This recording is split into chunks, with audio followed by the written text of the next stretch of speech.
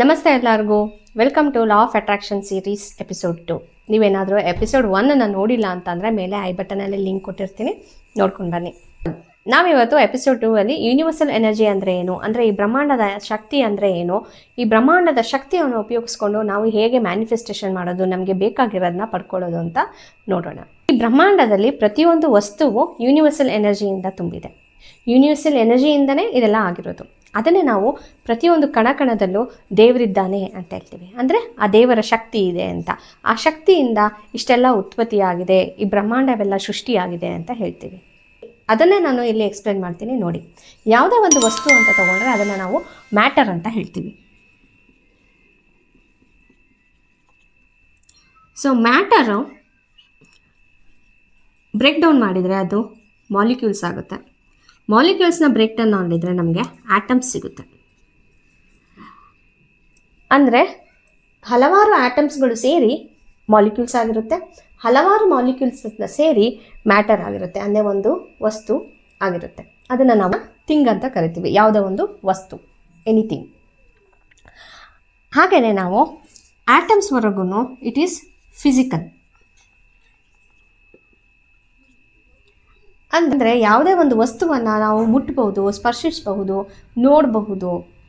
ಅದು ಒಂದು ಘನವಸ್ತು, ಫಿಸಿಕಲ್ ಮ್ಯಾಟರ್. ಅದು ಆಟಮ್ಸಲ್ಲಿ ಏನಿದೆ ಅಂತ ಅಂದರೆ it is a empty space ಅಂತ ಹೇಳ್ತಾರೆ. ಸೈನ್ಸಲ್ಲಿ 2 ರೀತಿಯಾದ ಫಿಸಿಕ್ಸ್ ಇದೆ. ಒಂದು ಫಿಸಿಕ್ಸ್ ನಾರ್ಮಲ್ ಆಗಿ ನಾವು ಸ್ಕೂಲ್ಗಳಲ್ಲಿ ಓದಿರುವಂಥದ್ದು, ಇನ್ನೊಂದು ಇತ್ತೀಚೆಗೆ ಬಂದಿರುವಂಥದ್ದು ಕ್ವಾಂಟಮ್ ಫಿಸಿಕ್ಸ್. ನಮ್ಮ ಮಕ್ಕಳಿಗೆ 12th ಸ್ಟ್ಯಾಂಡರ್ಡ್ ಅಲ್ಲಿ ನಾವು 2 ರೀತಿ ಫಿಸಿಕ್ಸ್ನ ನಾವು ಓದಿಸ್ತೀವಿ. ಒಂದು ಫಿಸಿಕ್ಸ್ ಏನು ಹೇಳುತ್ತೆ, ಆಟಮ್ಸ್ ಒಳಗಡೆ ಸಬ್ ಆಟಮಿಕ್ ಪಾರ್ಟಿಕಲ್ಸ್ ಇದೆ ಅಂತ ಹೇಳುತ್ತೆ. ಅಂದರೆ ಎಲೆಕ್ಟ್ರಾನ್ಸ್ ಇದೆ, ನ್ಯೂಟ್ರಾನ್ಸ್ ಇದೆ, ಪ್ರೋಟಾನ್ಸ್ ಇದೆ ಅಂತ ಹೇಳ್ತಾರೆ. ಅದೇ ಕ್ವಾಂಟಮ್ ಫಿಸಿಕ್ಸ್ಗೆ ಬಂದರೆ ಆಟಮ್ ಒಳಗಡೆ it is a empty space ಅಂತ ಹೇಳ್ತಾರೆ. ಎಂಟಿ ಸ್ಪೇಸ್ ಅಂತ ಅಂದರೆ ಇಟ್ ಈಸ್ ನಥಿಂಗ್. ನಥಿಂಗ್ ಅಂತಂದರೆ ನಥಿಂಗ್ ಅಂತ ಅರ್ಥ ಅಲ್ಲ, ನೋ ಥಿಂಗ್ ಅಂತ ಅರ್ಥ. ನೋ ಥಿಂಗ್ ಅಂತ ಅಂದರೆ ಯಾವುದೇ ಒಂದು ಫಿಸಿಕಲ್ ಮ್ಯಾಟರ್ ಇಲ್ಲ ಅಂತ ಅರ್ಥ. ಫಿಸಿಕಲ್ ಆಗಿ ಯಾವುದೂ ಮ್ಯಾಟರ್ ಇಲ್ಲ ಅಂತ ಅಂದರೆ ಏನು ಅರ್ಥ ಅಂದರೆ ಅಲ್ಲಿ ಇರುವುದು ವೇವ್ಸ್, ಅಂದರೆ ಎನರ್ಜಿ ಮಾತ್ರ. ಅಲ್ಲಿ ಬರೀ ಇರುವುದು ಒಂದೇ ಶಕ್ತಿ ಮಾತ್ರ ಅಂತ ಹೇಳ್ತಾರೆ. ಅಂದರೆ ಇಲ್ಲಿವರೆಗೂ ಅದು ಫಿಸಿಕಲ್ ಆಗಿದೆ, ಇದ್ರ ಕೆಳಗಡೆ ಬಂದರೆ ಅಲ್ಲಿ ಬರೀ ಇರೋದು ಶಕ್ತಿ ಮಾತ್ರ. ಈ ಶಕ್ತಿಯಿಂದ ಇವೆಲ್ಲ ಸೃಷ್ಟಿಯಾಗಿದೆ, ಈ ವಸ್ತು ಮಾಡಲ್ಪಟ್ಟಿದೆ ಅಂತ ಹೇಳ್ತಾರೆ. ಆಲ್ಬರ್ಟ್ ಐನ್ಸ್ಟೀನ್ ಒಂದು ಎಕ್ಸ್ಪೆರಿಮೆಂಟ್ನ ಕಂಡಕ್ಟ್ ಮಾಡ್ತಾರೆ, ಎಲೆಕ್ಟ್ರಾನ್ ಅಂದರೆ ಏನು ಅಂತ ತಿಳ್ಕೊಳ್ಳೋಕ್ಕೆ. ಅದಕ್ಕೂ ಮುಂಚೆ ಅದು ಎಲೆಕ್ಟ್ರಾನ್ ಅಂತಂದರೆ ಇಟ್ ಈಸ್ ಎ ಪಾರ್ಟಿಕಲ್ ಅಂತ ಎಕ್ಸ್ಪ್ಲೇನ್ ಮಾಡಿದರು. ಅದಾದಮೇಲೆ ಫಿಸಿಕ್ಸಲ್ಲಿ ಎಲೆಕ್ಟ್ರಾನ್ ಅಂತ ಅಂದರೆ it is not A particle, it is A wave particle ಅಂತ ಎಕ್ಸ್ಪ್ಲೇನ್ ಮಾಡಿದರು. ಆಮೇಲೆ ಅದನ್ನು ಏನು ಹೇಳ್ತಾ ಇದ್ದಾರೆ ಅಂದರೆ it is A just A wave ಅಂತ. ಅಲ್ಲಿ ಇನ್ನೊಂದು ಶಬ್ದ ಬಂತು,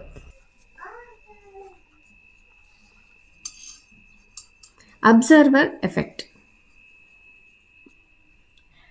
ಅಬ್ಸರ್ವರ್ ಎಫೆಕ್ಟ್ ಅಂತ ಅಂದರೆ ಏನಂತಂದರೆ ಈ ಆಟಮ್ ಒಳಗಡೆ ನಾವು ಎಲ್ಲಿ ಅಬ್ಸರ್ವ್ ಮಾಡ್ತೀವೋ ಅಲ್ಲಿ ಎಲೆಕ್ಟ್ರಾನ್ ಅಪಿಯರ್ ಆಗುತ್ತೆ.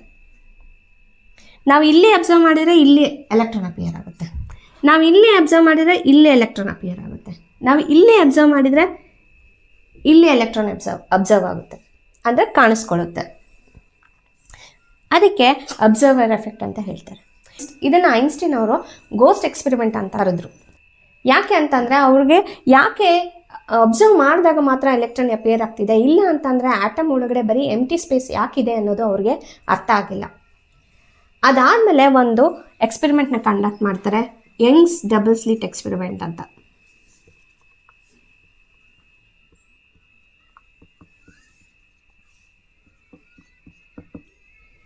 Young's double slit experimentally Young ಅನ್ನೋ ಒಬ್ಬ ಸೈಂಟಿಸ್ಟ್ ಇದನ್ನು ಎಕ್ಸ್ಪೆರಿಮೆಂಟ್ನ ಕಂಡಕ್ಟ್ ಮಾಡ್ತಾನೆ. ಅದರಲ್ಲಿ ಎನರ್ಜಿಯನ್ನು ಅಥವಾ ಎಲೆಕ್ಟ್ರಾನನ್ನು ಡಬಲ್ ಸ್ಲಿಟ್ ಒಳಗಡೆ ಇಜೆಕ್ಟ್ ಮಾಡ್ತಾರೆ. ಸೊ ಅದನ್ನು ಒಂದು ಪರದೆ ಮೇಲೆ ಬೀಳ್ತಾರೆ. ಸೊ ಅವರು ಎಲೆಕ್ಟ್ರಾನ್ನ ಇಜೆಕ್ಟ್ ಮಾಡಿದಾಗ ಅದು ವೇವ್ ರೀತಿ ಅಪಿಯರ್ ಆಗುತ್ತೆ. So electron is A wave ಅಂತ ಕನ್ಕ್ಲೂಷನ್ಗೆ ಬರ್ತಾರೆ. ಆಮೇಲೆ ಏನು ಮಾಡ್ತಾರೆ, ಇಲ್ಲಿ ಒಂದು ಕ್ಯಾಮ್ರಾವನ್ನು ಇಡ್ತಾರೆ. ಸೊ ಕ್ಯಾಮ್ರಾವನ್ನು ಇಟ್ಟು ಕ್ಯಾಪ್ಚರ್ ಮಾಡೋಕ್ಕಿಟ್ಟು ಎಲೆಕ್ಟ್ರಾನ್ನ ಇಜೆಕ್ಟ್ ಮಾಡಿದಾಗ ಅಲ್ಲಿ ಪಾರ್ಟಿಕಲ್ ಅಪಿಯರ್ ಆಗುತ್ತೆ. Instead of wave particle appear ಆಗುತ್ತೆ.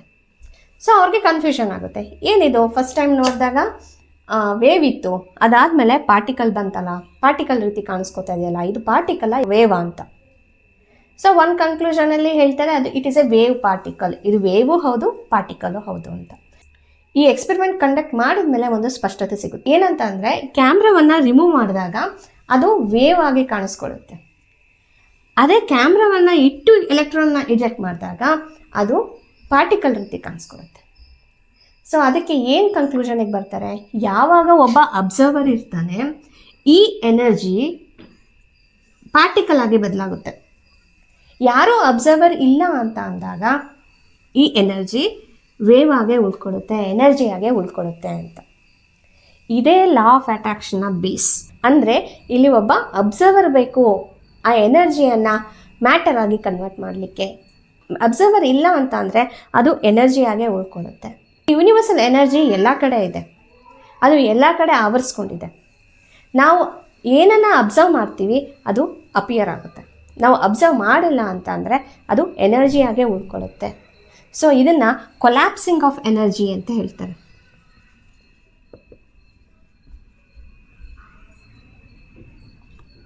ಅಂದರೆ ಎನರ್ಜಿಯನ್ನು ಕೊಲ್ಯಾಪ್ಸ್ ಮಾಡೋದು ಮ್ಯಾಟರ್ಗೆ, ಒಂದು ವಸ್ತುವಾಗಿ ಅಂತ. ಸೊ ನಾವು ಲಾ ಆಫ್ ಅಟ್ರಾಕ್ಷನಲ್ಲಿ ಏನನ್ನೇ ಮ್ಯಾನಿಫೆಸ್ಟ್ ಮಾಡ್ಕೊಬೇಕಂತಂದರೆ ಈ ಕೊಲ್ಯಾಪ್ಸಿಂಗ್ ಆಫ್ ಎನರ್ಜಿ ಆಗಬೇಕು. ಅಂದರೆ ಅಬ್ಸರ್ವ್ ಮಾಡಿ ಆ ಎನರ್ಜಿಯನ್ನು ನಮಗೆ ಬೇಕಾಗಿರೋದಕ್ಕೆ ಕೊಲ್ಯಾಪ್ಸ್ ಮಾಡಬೇಕು. ಸೊ ಇವಾಗ ನಮ್ಮನ್ನು ತಗೊಳ್ಳೋಣ ನಾವು. ಸೊ ನಾವು ಅಂತ ಬಂದರೆ ಬಾಡಿ, ನಮಗೆ ಒಂದು ದೇಹ ಇದೆ. ಬಾಡಿಯಲ್ಲಿ ಏನಿದೆ, ಆರ್ಗನ್ಸ್ ಇದೆ. ಆರ್ಗನ್ಸ್ ಏನರಿಂದ ಮಾಡಲ್ಪಟ್ಟಿದೆ, ಟಿಶ್ಯೂಸ್ ಇದೆ. ಟಿಶ್ಯೂಸ್ ಕೆಳಗಡೆ ಏನಿದೆ, ಸೆಲ್ಸ್ ಇದೆ. ಸೆಲ್ಸ್ನ ಬ್ರೇಕ್ ಡೌನ್ ಮಾಡಿದರೆ ಏನು ಸಿಗುತ್ತೆ ನಿಮಗೆ, ಮಾಲಿಕ್ಯೂಲ್ಸ್ ಸಿಗುತ್ತೆ. ಮಾಲಿಕ್ಯೂಲ್ಸ್ನ ಬ್ರೇಕ್ ಡೌನ್ ಮಾಡಿದರೆ ನಿಮಗೆ ಏನು ಸಿಗುತ್ತೆ, ಆಟಮ್ಸ್ ಸಿಗುತ್ತೆ. ಸೊ ಆಟಮ್ಸ್ ಅಂದರೆ, ಆಟಮ್ ಅಂದರೆ ಏನು, it is a empty space, ಅದರೊಳಗಡೆ ಎನರ್ಜಿ ಇದೆ, ಯೂನಿವರ್ಸಲ್ ಎನರ್ಜಿ ಇದೆ.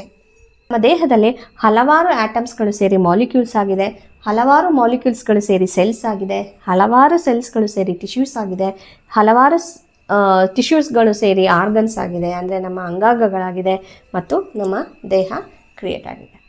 ಇಲ್ಲಿವರೆಗೂ ಇಟ್ ಈಸ್ ಫಿಸಿಕಲ್. ಇದಾದಮೇಲೆ ಇಟ್ ಈಸ್ ನಾನ್ ಫಿಸಿಕಲ್.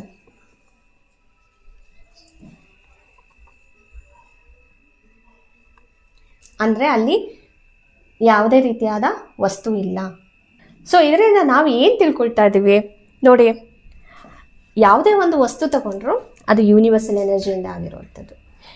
ನಮ್ಮ ದೇಹವನ್ನು ತಗೊಂಡ್ರು, ನಾವು ಪ್ರಾಣಿ ಪಕ್ಷಿ ಏನೇ ತಗೊಂಡ್ರು ಅದು ಕೂಡ ಯೂನಿವರ್ಸಲ್ ಎನರ್ಜಿಯಿಂದ ಆಗಿರೋದು.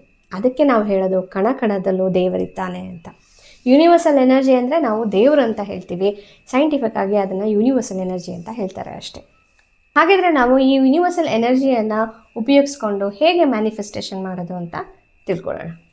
ನಾವು ಇಲ್ಲಿವರೆಗೂ ನೋಡಿದ್ವಿ ಆಟಮ್ ಅಂತ ಅಂದರೆ ಇದು ಆಟಮ, ಇದರೊಳಗಡೆ ಏನಿದೆ, ಎನರ್ಜಿ ವೇವ್ ಇದೆ ಅಂತ. ಈ ಎನರ್ಜಿ ವೇವ್ ಇದೆಯಲ್ಲ, ಇಲ್ಲಿಗೆ ಒಬ್ಬ ಅಬ್ಸರ್ವರ್ ಬೇಕು. ಇದೇ ಎನರ್ಜಿ ಇಡೀ ಯೂನಿವರ್ಸಲ್ಲಿ ಇರುವಂಥದ್ದು. ಇದೇ ಎನರ್ಜಿ ಇಡೀ ಯೂನಿವರ್ಸಲ್ಲಿ ಆವರಿಸ್ಕೊಂಡಿರುವಂಥದ್ದು. ಈ ಯೂನಿವರ್ಸಲ್ ಎನರ್ಜಿಯನ್ನು ಇಟ್ಕೊಂಡು ಹೇಗೆ ನಾವು ಮ್ಯಾನಿಫೆಸ್ಟೇಷನ್ ಮಾಡ್ಕೊಳ್ಳೋದು ಅಂತಂದರೆ, ನಮ್ಮ ಭಾರತದಲ್ಲಿ ಅದ್ವೈತ್ ಸಿದ್ಧಾಂತ ಅಂತ ಒಂದು ಪುಸ್ತಕವನ್ನು ಬರೆದಿದ್ದಾರೆ. ಅದೇ ಪುಸ್ತಕದ ಆಧಾರದ ಮೇಲೆ ಯುರೋಪಲ್ಲಿ ಮಾನಿಸ್ಟಿಕ್ ಥಿಯರಿ ಅಂತ ಇದೆ. ಸೊ ಈ ಅದ್ವೈತ್ ಸಿದ್ಧಾಂತ ಮತ್ತು ಮಾನಿಸ್ಟಿಕ್ ಥಿಯರಿ ಪ್ರಕಾರ ಯೂನಿವರ್ಸಲ್ಲಿ ಅಗಾಧವಾದ ಶಕ್ತಿ ಇದೆ, ಎನರ್ಜಿ ಇದೆ. ಅದನ್ನು ಕೊಲ್ಯಾಪ್ಸ್ ಮಾಡಬೇಕು ಅಂತ ಅಂದರೆ, ಆ ಎನರ್ಜಿಯನ್ನು ಕೊಲ್ಯಾಪ್ಸ್ ಮಾಡಬೇಕು ಅಂತಂದರೆ ಅಲ್ಲಿ ಒಬ್ಬ ಪುರುಷ ಬೇಕು. ಪುರುಷ ಅಂತ ಅಂದರೆ ನಾವು ಕರೆಯುವ ಗಂಡು ಅಥವಾ ಹೆಣ್ಣು ಅಂತ ಅಲ್ಲ. ಪುರುಷ ಅಂತ ಅಂದರೆ ಒಬ್ಬ ಅಬ್ಸರ್ವರ್, ಸಂಸ್ಕೃತದ ಪುರುಷ. ಸೊ ಈ ಯೂನಿವರ್ಸಲ್ ಎನರ್ಜಿಯನ್ನು ಅಲ್ಲಿ ಪ್ರಕೃತಿ ಅಂತ ಕರೆದಿದ್ದಾರೆ.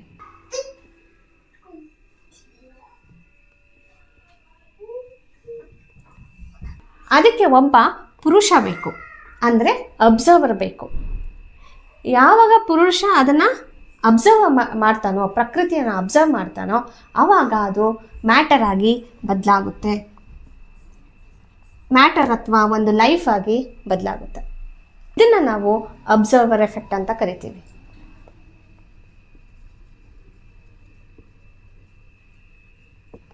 ಅಂದರೆ ಮನುಷ್ಯ ಯಾವಾಗ ಅಬ್ಸರ್ವ್ ಮಾಡ್ತಾನೋ ಈ ಶಕ್ತಿಯನ್ನು, ಆ ಶಕ್ತಿ ಕೊಲ್ಯಾಪ್ಸ್ ಆಗಿ ಮ್ಯಾಟರ್ ಆಗಿ ಬದಲಾಗುತ್ತೆ. ನಾವು ಕೂಡ ಕೊಲ್ಯಾಪ್ಸ್ ಆಗಿರುವಂಥ ಎನರ್ಜಿ ನೋಡಿ. ನಮ್ಮ ಆತ್ಮ ಅನ್ನೋದು ಎನರ್ಜಿ, ನಮ್ಮೊಳಗಿರೋ ಆತ್ಮ ಎನರ್ಜಿ, ಅದು ಒಂದು ಶಕ್ತಿ. ನಾವು ಸತ್ತ ಮೇಲೆ ಈ ಆತ್ಮ ಮತ್ತೆ ಈ ಯೂನಿವರ್ಸಲ್ ಎನರ್ಜಿ ಒಳಗಡೆ ಲೀನ ಆಗೋಗ್ಬಿಡುತ್ತೆ. ಹಾಗಿದ್ರೆ ಈ ಆತ್ಮ ಅನ್ನೋ ಒಂದು ಎನರ್ಜಿಯನ್ನು ಕೊಲ್ಯಾಪ್ಸ್ ಮಾಡಿದ್ಯಾರು? ಈ ಆತ್ಮ ಅನ್ನೋ ಒಂದು ಎನರ್ಜಿಯನ್ನು ನಮ್ಮ ತಂದೆ ತಾಯಿ ಇಬ್ಬರು ಸೇರಿ ಕೊಲ್ಯಾಪ್ಸ್ ಮಾಡಿದರು. ಆ ಎನರ್ಜಿಯನ್ನು ಕೊಲ್ಯಾಪ್ಸ್ ಮಾಡಿ ಅವರು ನಮ್ಮನ್ನು ಭೂಮಿಗೆ ತಂದರು. ನಾವು ಒಂದು ಶಕ್ತಿಯ ಪುಂಜ ಆಗಿದ್ವಿ. ಈ ಪೆನ್ ಸೃಷ್ಟಿ ಆಗಬೇಕು ಅಂತಂದರೆ ಒಬ್ಬ ಮನುಷ್ಯನ ಇಮ್ಯಾಜಿನೇಷನಲ್ಲಿ ಅಥವಾ ಥಾಟಲ್ಲಿ ಬರಬೇಕದು, ಈ ಪೆನ್ ನಾನು ಕ್ರಿಯೇಟ್ ಮಾಡಬೇಕು ಅಂತ. ಆ ಪೆನ್ನನ್ನು ನಾವು ಕ್ರಿಯೇಟ್ ಮಾಡಬೇಕು ಅಂತ ಅವನ ಮನಸ್ಸಲ್ಲಿ ಬಂದಾಗ ಪ್ರಕೃತಿ ಅದಕ್ಕೆ ಸಹಕರಿಸುತ್ತೆ. ಅಂದರೆ ಯೂನಿವರ್ಸ್ ಅದಕ್ಕೆ ಸಹಕರಿಸುತ್ತೆ. ಅದಕ್ಕೆ ಬೇಕಾದ ಎಲ್ಲ ರಾ ಮೆಟೀರಿಯಲ್ನ ಅದು ಕೊಡುತ್ತೆ. ರಾ ಮೆಟೀರಿಯಲ್ ಆಫ್ ಯೂನಿವರ್ಸ್ ಏನು? It is just energy. ಇಲ್ಲಿ ಎಲ್ಲ ಎನರ್ಜಿ ಆಗಿದೆ. ಇದನ್ನು ಒಂದು ಪೆನ್ ಆಗಿ ಬದಲಾಯಿಸಬೇಕು ಅಂತಂದರೆ ಅಲ್ಲಿ ಒಬ್ಬ ಅಬ್ಸರ್ವರ್ ಬೇಕು, ಅದು ನಾವು ಮನುಷ್ಯರು. ಸೊ ಒಬ್ಬನಿಗೆ ಯಾವಾಗ ಅದು ಥಾಟ್ ಬರುತ್ತೆ, ಒಂದು ಪೆನ್ನನ್ನು ನಾನು ಸೃಷ್ಟಿ ಮಾಡಬೇಕು, ಈ ರೀತಿ ಇರಬೇಕು ಅಂತ ಅವನ ಇಮ್ಯಾಜಿನೇಷನ್, ಅವನ ಥಾಟಲ್ಲಿ ಬರುತ್ತೆ, ಅದಕ್ಕೆ ಪ್ರಕೃತಿ ಸಹಕರಿಸುತ್ತೆ. ಈ ಕಪ್ಪು ಕಲರು, ಈ ವೈಟ್ ಕಲರು, ಇದರ ಪ್ಲಾಸ್ಟಿಕ್ ಮೆಟೀರಿಯಲು, ಇದರೊಳಗಿರೋ ಇಂಕು, ಆ ಇಂಕನ್ನು ಹಿಡಿದಿಟ್ಕೊಂಡಿರೋವಂಥ ಸ್ಪಾಂಜು ಎಲ್ಲವೂ ಒಂದೊಂದು ಕಡೆ ಇರುತ್ತೆ. ಅವೆಲ್ಲವನ್ನು ಒಟ್ಟುಗೂಡಿಸಿ ಈ ಪೆನ್ನಾಗಿ ಬದಲಾಯಿಸೋಕ್ಕಾಗುತ್ತೆ, ಮಾರ್ಕರ್ ಪೆನ್ನಾಗಿ. ಅಂದರೆ ಈ ಪ್ಲಾಸ್ಟಿಕ್ ಮೆಟೀರಿಯಲ್ಲು ಕೂಡ ಯಾವುದರಿಂದ ಮಾಡಿರೋದು? ನಾವು ಬ್ರೇಕ್ ಡೌನ್ ಮಾಡ್ತಾ ಹೋದರೆ ಸಿಗುವಂಥದ್ದು ಯೂನಿವರ್ಸಲ್ ಎನರ್ಜಿ. ಒಬ್ಬ ಮನುಷ್ಯ ಅಬ್ಸರ್ವ್ ಮಾಡಿದ ತಕ್ಷಣ ಈ ಎನರ್ಜಿಗಳೆಲ್ಲ ಒಟ್ಟುಗೂಡಿ ಒಂದು ವಸ್ತುವಾಗಿ, ಮ್ಯಾಟರ್ ಆಗಿ ಬದಲಾಗುತ್ತೆ. ಇದನ್ನು ನಾವು ಲಾ ಆಫ್ ಅಟ್ರಾಕ್ಷನ್ನಲ್ಲಿ ಅಪ್ಲೈ ಮಾಡಬೇಕು. ನಾವು ಅಬ್ಸರ್ವರ್ ಆಗಬೇಕು, ಈ ಅಬ್ಸರ್ವರ್ ಎಫೆಕ್ಟ್ನ ತರಬೇಕು, ಮತ್ತು ಈ ಯೂನಿವರ್ಸಲ್ ಎನರ್ಜಿಯನ್ನು ಕೊಲ್ಯಾಪ್ಸಿಂಗ್ ಆಫ್ ಎನರ್ಜಿ ಮಾಡಬೇಕು, ಎನರ್ಜಿಯನ್ನು ಕೊಲ್ಯಾಪ್ಸ್ ಮಾಡಬೇಕು. ಸೊ ಇಲ್ಲಿ ನೋಡಿ, ಈ ಬ್ರಹ್ಮಾಂಡದಲ್ಲಿ ಇರುವುದು ಇದೇ ಎನರ್ಜಿ, ಪ್ರತಿಯೊಂದು ಆಟಮಲ್ಲಿರೋದು ಇದೇ ಎನರ್ಜಿ. ಸೊ ಒಬ್ಬ ಪುರುಷ, ಫಾರ್ ಎಕ್ಸಾಂಪಲ್ ಎಕ್ಸ್ ಅಂತ ಅಂದ್ಕೊಳ್ಳೋಣ, ಅವನು ಇಲ್ಲಿ ಅಬ್ಸರ್ವ್ ಮಾಡ್ದ ಅಂತಂದರೆ ಈ ಎನರ್ಜಿಯನ್ನು ಒಂದು ಮ್ಯಾಟರ್ ಆಗಿ, ಪಾರ್ಟಿಕಲ್ ಆಗಿ ಬದಲಾಯಿಸ್ತಾನೆ. So it belongs to x now. ಈ ಎನರ್ಜಿ ಎಕ್ಸಿಗೆ ಸೇರಿದ್ದು ಇವಾಗ. ಅದೇ ಇನ್ನೊಬ್ಬ ಪುರುಷ ಬರ್ತಾನೆ, ವೈ ಅಂತ ಇಟ್ಕೊಳ್ಳೋಣ, ಅವನು ಒಂದು ಎನರ್ಜಿಯನ್ನು ಅಬ್ಸರ್ವ್ ಮಾಡ್ತಾನೆ, ಈ ಯೂನಿವರ್ಸ್ ಎನರ್ಜಿಯನ್ನು. ಸೊ ಆವಾಗ ಅದು ಕೊಲ್ಯಾಪ್ಸ್ ಆದ ಎನರ್ಜಿ ವೈದು.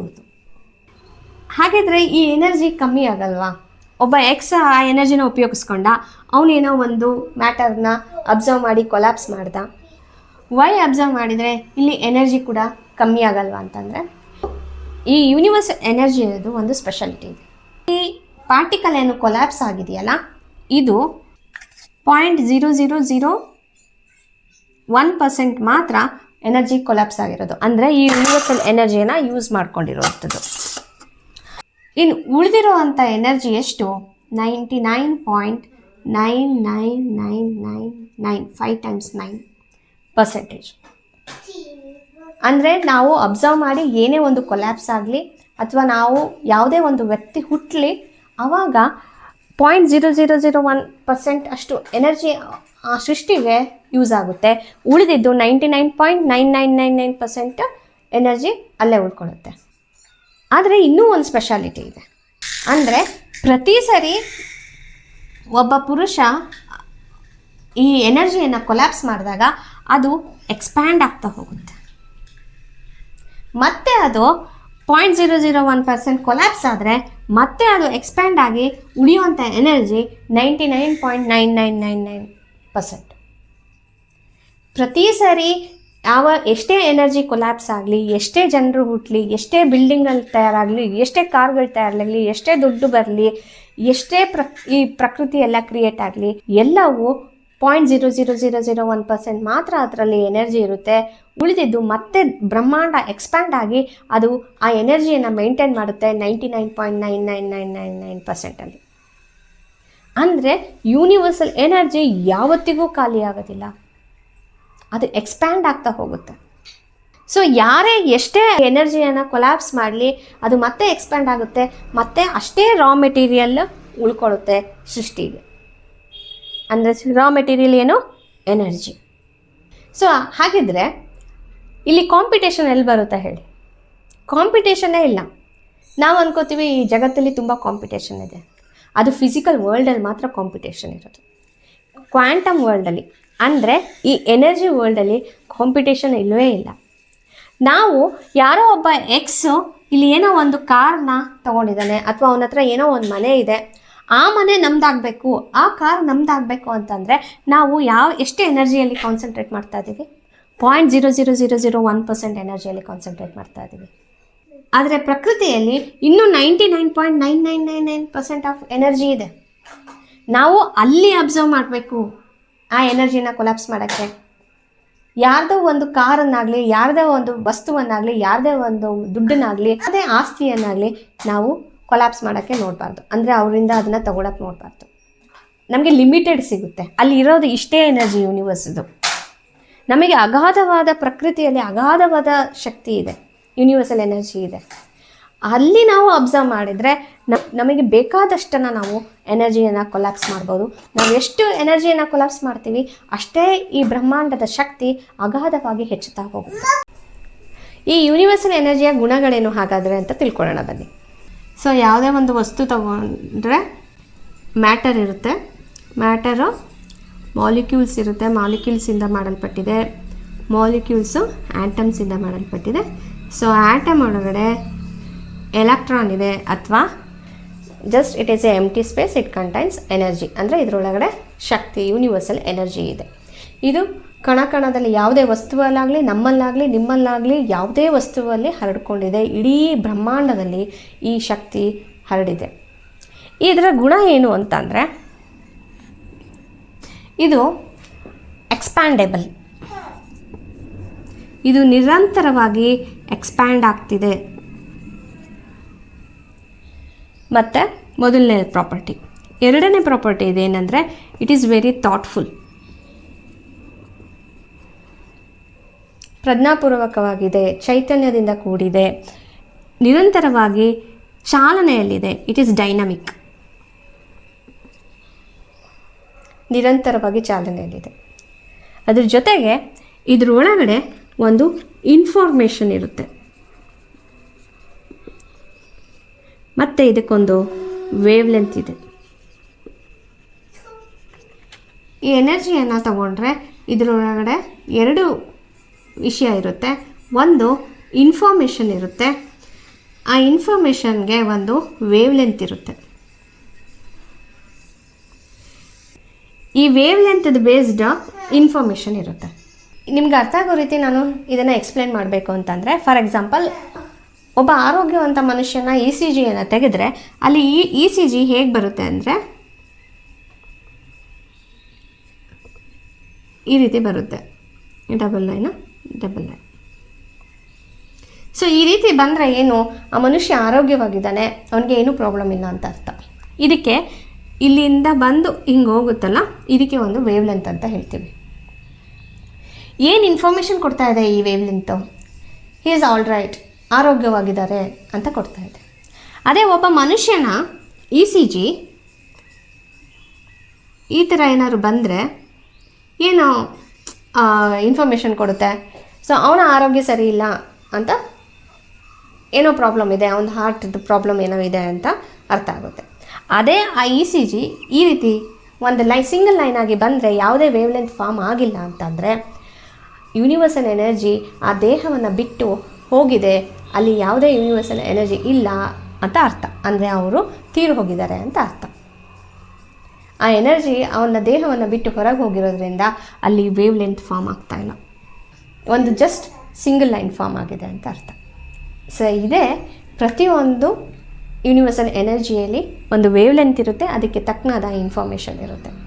ಈ ಯೂನಿವರ್ಸ್ ಎನರ್ಜಿಯದು ಗುಣಗಳನ್ನ ನಾವು ನೋಡಿದ್ವಿ. It is always expandable, it is thoughtful, dynamic ಆಗಿರುತ್ತೆ, ಅದು ಚಾಲನೆಯಲ್ಲಿರುತ್ತೆ, ಅದಕ್ಕೆ ಒಂದು ಚೈತನ್ಯ ಇರುತ್ತೆ, ಅದು ನಿರಂತರವಾಗಿ ಎಕ್ಸ್ಪ್ಯಾಂಡ್ ಆಗ್ತಾ ಇರುತ್ತೆ. ಮತ್ತು ಅದರಲ್ಲಿ ಒಂದು ಇನ್ಫಾರ್ಮೇಷನ್ ಇದೆ, ವೇವ್ ಲೆಂತ್ ಇದೆ. ಅದ್ರ ಜೊತೆಗೆ ಇನ್ನೂ ಒಂದು ಕ್ಯಾರೆಕ್ಟರ್ ಇದೆ, ಏನಂದರೆ ಅದು ನಮ್ಮ ಇಂಟೆನ್ಷನ್ನ ಕೇಳಿಸ್ಕೊಳ್ಳುತ್ತೆ, ನಮ್ಮ ಸಂಕಲ್ಪವನ್ನು ಅದು ಕೇಳಿಸ್ಕೊಳ್ಳುತ್ತೆ, ನಮ್ಮ ಥಾಟ್ಸ್ನ ಅದು ಕೇಳಿಸ್ಕೊಳ್ಳುತ್ತೆ, ನಮ್ಮ ಥಾಟ್ಸಿಂದ ಅದು ಬದಲಾಗುತ್ತೆ. ಅಂದರೆ it hears our intention. So ನೀವು ಇಲ್ಲಿವರೆಗೂ ಏನು ತಿಳ್ಕೊಂಡ್ರಿ? ಯಾವುದೇ ವಸ್ತು ಆಗಲಿ, ಯಾವುದೇ ಜೀವಿ ಆಗಲಿ, ಒಂದು ಆಟಮ್ ಲೆವೆಲ್ವರೆಗೂ ಫಿಸಿಕಲ್ ಆಗಿರುತ್ತೆ. ಅದರ ಕೆಳಗಡೆ ಬರೀ ಶಕ್ತಿ ಮಾತ್ರ ಇದೆ. ಅಂದರೆ ಎಲ್ಲವೂ ಶಕ್ತಿಯಿಂದ ಮಾಡಲ್ಪಟ್ಟಿದೆ, ಎಲ್ಲದರೊಳಗೂ ಯೂನಿವರ್ಸಲ್ ಎನರ್ಜಿ ಇದೆ. ಇದನ್ನೇ ನಮ್ಮ ಪುರಾಣಗಳಲ್ಲಿ ಹೇಳಿರೋದು. ಏನು ತಿಳ್ಕೊಬೋದು ಅಂತಂದರೆ ಎಲ್ಲದರೊಳಗೆಯೂ ಇರುವುದು ಯೂನಿವರ್ಸಲ್ ಎನರ್ಜಿ ಅಂತ. ಅದನ್ನೇ ಇವಾಗ ನಾನು ಸೈಂಟಿಫಿಕ್ ಆಗಿ ನಿಮಗೆ ಎಕ್ಸ್ಪ್ಲೈನ್ ಮಾಡಿದೆ. ಹಾಗೆ ಇನ್ನೂ ಒಂದು ತಿಳ್ಕೊಂಡ್ವಿ, ಬ್ರಹ್ಮಾಂಡದ ಶಕ್ತಿ ಎಷ್ಟಿದೆ ಅದು ತಾನಾಗೇ ಮ್ಯಾಟರ್ ಆಗಿ ಯಾವುದೇ ವಸ್ತುವಾಗಿ ಒಂದು ಜೀವಿಯಾಗಿ ಬದಲಾಗೋಕ್ಕೆ ಸಾಧ್ಯ ಇಲ್ಲ. ಅದಕ್ಕೆ ಒಬ್ಬ ಪುರುಷ ಬೇಕು, ಅಬ್ಸರ್ವರ್ ಬೇಕು. ಅಬ್ಸರ್ವರ್ ಯಾವಾಗ ಅಬ್ಸರ್ವ್ ಮಾಡ್ತಾನೆ ಆವಾಗ ಈ ಯೂನಿವರ್ಸಲ್ ಎನರ್ಜಿಯನ್ನು ಒಂದು ವಸ್ತುವಾಗಿ ಅಥವಾ ಜೀವಿಯಾಗಿ ಕೊಲ್ಯಾಪ್ಸ್ ಮಾಡಬಹುದು. ಸೊ ನಾವು ಇವಾಗ ಡಿಸ್ಕಸ್ ಮಾಡೋಣ ಈ ಯೂನಿವರ್ಸಲ್ ಎನರ್ಜಿಯನ್ನು ನಾವು ತಿಳ್ಕೊಂಡು ಹೇಗೆ ಲಾ ಆಫ್ ಅಟ್ರಾಕ್ಷನ್ ಅಪ್ಲೈ ಮಾಡೋದು ಮತ್ತು ಮ್ಯಾನಿಫೆಸ್ಟೇಷನ್ನ ಮಾಡ್ಕೊಳ್ಳೋದು ಅಂತ.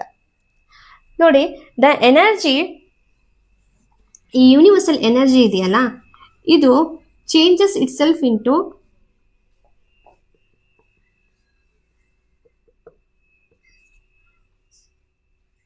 reality when the observer appears. ಇದನ್ನೇ ಅವರು ಸೈಂಟಿಫಿಕ್ ಆಗಿ ಯಂಗ್ಸ್ ಡಬಲ್ ಸ್ಲಿಟ್ ಎಕ್ಸ್ಪೆರಿಮೆಂಟ್ ಅಲ್ಲಿ ಅವರು ಕಂಡುಹಿಡ್ಕೊಂಡಿದ್ದು. ಯಾವಾಗ ಅಬ್ಸರ್ವರ್ ಒಬ್ಬ ಪುರುಷ ಒಂದು ಇಂಟೆನ್ಷನ್ನ ಕ್ರಿಯೇಟ್ ಮಾಡ್ತಾನೆ ಆವಾಗ ಯೂನಿವರ್ಸಲ್ ಎನರ್ಜಿ ತಾನಾಗೆ ಪಾರ್ಟಿಕಲ್ ಆಗಿ ಬದಲಾಗುತ್ತೆ, ಕೊಲ್ಯಾಪ್ಸ್ ಆಗುತ್ತೆ ಅಂತ. ಸೊ ಇದೇ ಲಾ ಆಫ್ ಅಟ್ರಾಕ್ಷನ್ನ ಬೇಸ್. ಸೊ ನೀವು ಜೀವನದಲ್ಲಿ ಏನು ಮ್ಯಾನಿಫೆಸ್ಟ್ ಮಾಡಬೇಕು ಅಂತ ಇರ್ತೀರಾ? ಒಂದು ಹಣ, ದುಡ್ಡು. ಒಬ್ಬ ಮನುಷ್ಯನಿಗೆ ದುಡ್ಡು ಬೇಕು, ಒಂದು ಮನೆ ಬೇಕು, ಓಡಾಡೋದಕ್ಕೆ ಕಾರ್ ಬೇಕು, ಆರೋಗ್ಯವಾಗಿರಬೇಕು, ತಾನು ನನ್ನ ಸುತ್ತಮುತ್ತ ಒಳ್ಳೆ ಜನಗಳಿರಬೇಕು, ನಂಗೆ ಒಂದು ಒಳ್ಳೆ ರಿಲೇಷನ್ಶಿಪ್ ಇರಬೇಕು, ಅಂದರೆ ನನಗೆ ಒಂದು ಒಳ್ಳೆ ಹೆಂಡತಿನೋ ಗಂಡನೋ ಒಳ್ಳೆ ಮಕ್ಕಳು ಹುಟ್ಟಬೇಕು, ಜೀವನ ಸುಗಮವಾಗಿರಬೇಕು ಅಂತ ಅನ್ಕೊಳ್ತಾನೆ. ಅದನ್ನೆಲ್ಲ ಪ್ರಕೃತಿ ಕೊಡೋದಕ್ಕೆ ರೆಡಿಯಾಗಿರುತ್ತೆ. ಆದರೆ ನಮ್ಮ ಥಾಟ್ಗಳು ಏನಿರುತ್ತೆ, ನಮ್ಮ ಬ್ಲಾಕೇಜಸ್ ನಾವು ಏನು ಕ್ರಿಯೇಟ್ ಮಾಡ್ಕೊಂಡಿರ್ತೀವಿ, ಏನು ಬಿಲೀಫ್ ಸಿಸ್ಟಮ್ ಇಟ್ಕೊಂಡಿರ್ತೀವಿ, ಅದ್ರ ಮೇಲೆ ನಾವು ಮ್ಯಾನಿಫೆಸ್ಟ್ ಮಾಡ್ಕೊಂಡ್ಬಿಟ್ಟಿರ್ತೀವಿ. ಆಲ್ರೆಡಿ ಇವಾಗ ನಮ್ಮ ಹತ್ರ ಇರೋದೆಲ್ಲ ನಾವು ಮ್ಯಾನಿಫೆಸ್ಟ್ ಮಾಡ್ಕೊಂಡಿರೋದು ಬೇಸ್ಡ್ ಆನ್ ನಾವು ಏನು ಬಿಲೀಫ್ ಸಿಸ್ಟಮ್ ಇಟ್ಕೊಂಡಿದ್ದೀವಿ, ನಮ್ಮ ಥಾಟ್ಸ್ ಏನಿದೆ, ಜೀವನ ಅಂದರೆ ಏನು ಅಂತ ಅರ್ಥ ಮಾಡ್ಕೊಂಡಿದ್ದೀವಿ, ಅದ್ರ ಮೇಲೆ ಇಲ್ಲಿವರೆಗೂ ನಾವು ಮ್ಯಾನಿಫೆಸ್ಟ್ ಮಾಡ್ಕೊಂಡಿದ್ದೀವಿ. ದ ಥಿಂಗ್ ಈಸ್, ನೀವು ಮುಂದೆ ಚೇಂಜ್ ಮಾಡ್ಕೊಬೋದು, ಇದನ್ನು ಬದಲಾಯಿಸ್ಕೊಳ್ಬೋದು. ಹೇಗೆ ಬದಲಾಯಿಸ್ಕೊಳ್ಳೋದು? ನಮಗೆ ಬೇಕಾದ ರೀತಿ ನಮ್ಮ ಬಿಲೀಫ್ ಸಿಸ್ಟಮ್ನ ಮತ್ತು ನಮ್ಮ ಥಾಟ್ಸ್ನ ನಾವು ಚೇಂಜ್ ಮಾಡ್ಕೊಬೇಕು. ಈಗ ಫಾರ್ ಎಕ್ಸಾಂಪಲ್, ನಾನು ಆರೋಗ್ಯ ಬೇಕು, ನನಗೆ ಒಳ್ಳೆ ಆರೋಗ್ಯ ಬೇಕು ಅಂತ ಅಂದ್ಕೊಳ್ತೀನಿ. ನಾವು ಆಲ್ರೆಡಿ ಮ್ಯಾನಿಫೆಸ್ಟ್ ಮಾಡಿದ್ದೀವಿ ಅನಾರೋಗ್ಯವನ್ನು. ಗೊತ್ತಿಲ್ಲದೇನೋ ಗೊತ್ತಿದ್ದೋ ನಾವು ಅನಾರೋಗ್ಯನ ಮ್ಯಾನಿಫೆಸ್ಟ್ ಮಾಡ್ಕೊಂಡಿದ್ದೀವಿ. ಇವಾಗ ನನಗೆ ಆರೋಗ್ಯ ಬೇಕು. ಹೇಗೆ ಮ್ಯಾನಿಫೆಸ್ಟ್ ಮಾಡ್ಕೊಳ್ಳೋದು? ಸೊ ನೋಡಿ, ನಮ್ಮ ದೇಹ ಅಂತ ಇರುತ್ತೆ, ಬಾಡಿ ಅಂತ ಹೇಳೋದ. ಸೊ ಅದರಲ್ಲಿ ಆರ್ಗನ್ಸ್ ಇದೆ. ಆರ್ಗನ್ಸ್ ಕೆಳಗಡೆ ಏನಿರುತ್ತೆ? ಸೆಲ್ಸ್, ಹಲವಾರು ಸೆಲ್ಸ್ಗಳು ಸೇರಿ ಆರ್ಗನ್ಸ್ ಆಗಿರುತ್ತೆ. ಟಿಶ್ಯೂಸು, ಆಮೇಲೆ ಆರ್ಗನ್ಸು. ಸೊ ಈ ಸೆಲ್ಸ್ ಯಾವುದರಿಂದ ಮಾಡಿರುತ್ತೆ? ಮಾಲಿಕ್ಯೂಲ್ಸು. ಸೊ ಮಾಲಿಕ್ಯೂಲ್ಸ್ನ ಬ್ರೇಕ್ ಡೌನ್ ಮಾಡಿದರೆ ಕೊನೆಗೆ ಆಟಮ್ಸು. ಸೊ ಇಲ್ಲಿರೋದು ಎನರ್ಜಿ. ನಮ್ಮ ದೇಹದಲ್ಲಿ ಇನ್ನೂ ಒಂದಿದೆ, ಅದು ನಮ್ಮ ಮೈಂಡ್. ಇದ್ರದ್ದೇ ಎಲ್ಲ ಗೇಮ್, ಎಲ್ಲ ಮೈಂಡ್ ಗೇಮ್ ಅಂತಾರಲ್ಲ ಆ ರೀತಿ. ನಮ್ಮ ಮೈಂಡ್ ಒಳಗೆ ಏನೆಲ್ಲ ಇರುತ್ತೆ? ನಮ್ಮ ಮೈಂಡ್ ಒಳಗಡೆ ಥಾಟ್ಸ್ ಇರುತ್ತೆ, ಸೊ ಎಮೋಷನ್ಸ್ ಇರುತ್ತೆ. ನಿಮ್ಮ ಥಾಟ್ಸ್ ಮತ್ತು ಎಮೋಷನ್ಸ್ ಅದು ಫಿಸಿಕಲ್ ಮ್ಯಾಟರಾ? ಅಲ್ಲ, it is just energy. Emotions ಕೂಡ ಜಸ್ಟ್ ಎನರ್ಜಿ, ಅದು ಫಿಸಿಕಲ್ ಮ್ಯಾಟರ್ ಅಲ್ಲ. ಸೊ ಈ ಎನರ್ಜಿಯನ್ನು ಆಲ್ಟರ್ ಮಾಡುತ್ತೆ. ನಿಮ್ಮ ಥಾಟ್ಸ್ ಪಾಸಿಟಿವ್ ಆಗಿದ್ರೆ ಈ ಎನರ್ಜಿ ಮೇಲೆ ಪಾಸಿಟಿವ್ ಎಫೆಕ್ಟ್ ಇರುತ್ತೆ. ನಿಮ್ಮ ಥಾಟ್ಸು ನೆಗೆಟಿವ್ ಆಗಿದ್ರೆ ಈ ಎನರ್ಜಿ ಮೇಲೆ ನೆಗೆಟಿವ್ ಎಫೆಕ್ಟ್ ಇರುತ್ತೆ. ನಿಮ್ಮ ಎಮೋಷನ್ಸು ಹ್ಯಾಪಿಯಾಗಿ ಪೀಸ್ಫುಲ್ ಆಗಿ ಇದ್ರೆ ಅದೇನೇ ನಿಮ್ಮ ದೇಹ ಪಡ್ಕೊಳ್ಳುತ್ತೆ. ಈ ಎನರ್ಜಿನ ಆಲ್ಟರ್ ಮಾಡುತ್ತೆ. ಅದೇ ನಿಮ್ಮ ಎಮೋಷನ್ಸು ದುಃಖವಾಗಿದ್ರೆ, ದ್ವೇಷದಿಂದ ತುಂಬಿದ್ರೆ, ಅಸೂಯೆಯಿಂದ ತುಂಬಿದ್ರೆ ಅದರದೇ ಎಫೆಕ್ಟು ಇಲ್ಲಿ ಕಾಣಿಸ್ಕೊಡುತ್ತೆ. ಸೊ ನಿಮ್ಗೆ ಯಾವುದೇ ಕಾಯಿಲೆಗಳು ಕಾಡಬೇಕು ಅಂತ ಅಂದ್ರೆ ಫಸ್ಟ್ ನಿಮ್ಮ ಥಾಟ್ಸ್ ಅಲ್ಲಿ ನೀವು ಅದೆಲ್ಲನ ಊಹಿಸ್ಕೊಂಡಿರ್ತೀರ. ನಮ್ಗೆ ಏಜ್ ಆಯ್ತು ಅಂದ್ರೆ, ಇಷ್ಟು ವರ್ಷ ಆಯ್ತು ಅಂದ್ರೆ ಕಾಯಿಲೆಗಳು ಬರ್ತವೆ, ಅಥವಾ ನೀವು ತಗೊಳ್ಳೋ ಸ್ಟ್ರೆಸ್ ಇಂದಾಗಿ, ನೆಗೆಟಿವ್ನ ಸದಾಕಾಲ ಯೋಚಿಸ್ತಾ ಇರೋದ್ರಿಂದಾಗಿ ಈ ಎನರ್ಜಿ ಆಲ್ಟರ್ ಆಗೋಗ್ಬಿಡುತ್ತೆ. ಸೊ ಈ ಎನರ್ಜಿ ಒಂದ್ಸರಿ ಆಲ್ಟರ್ ಆಗೋಗ್ಬಿಟ್ರೆ, ಅಂದ್ರೆ ಇದು ಈ ರೀತಿ ಸ್ಮೂತ್ ಆಗಿದೆ, ಇದೇನಾದ್ರೂ ಈ ತರ ಆಗೋಗ್ಬಿಟ್ರೆ, ಸೊ ಇದೇನ್ ಮಾಡುತ್ತೆ, ಇದ್ರದ್ದು ಎಫೆಕ್ಟ್ ಆಟಮ್ ಮೇಲೆ ಬೀಳುತ್ತೆ, ಆಟಮ್ ಮೇಲೆ ಎಫೆಕ್ಟ್ ಸೆಲ್ಸ್ ಮೇಲೆ ಬೀಳುತ್ತೆ, ಸೆನ್ಸ್ ಆರ್ಗನ್ಸ್ ಮೇಲೆ ಪರಿಣಾಮ ತೋರಿಸುತ್ತೆ. ಸೊ ಅದು ದೇಹದಲ್ಲಿ ಕಾಯಿಲೆ ಆಗಿ ಕಾಣಿಸ್ಕೊಳ್ಳುತ್ತೆ. ಇದನ್ನ ಅಪ್ವರ್ಡ್ ಕಾಸೇಷನ್ ಅಂತ